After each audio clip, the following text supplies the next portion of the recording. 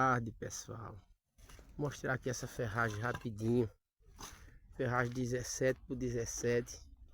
Pessoal, olha o detalhe aqui, ó. Os ferros tudo virado, as pontas tudo direitinho, ó. As pontazinhas tudo viradas desse lado. Desse lado daqui, ó. Tudo viradozinho, pessoal. É um muro, ó. Mas olha aí a amarração da ferragem. Tudo amarradozinho, né, pessoal? Porque tem que fazer tudo certozinho com carinho, tá vendo?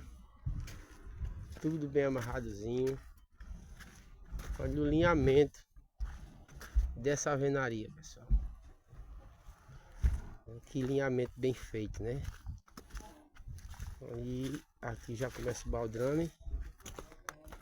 Por ali a gente já fez ali, ó. Enchemos ontem, tiremos hoje, né? E olha pra aí, pessoal. É isso aí. Tamo juntos.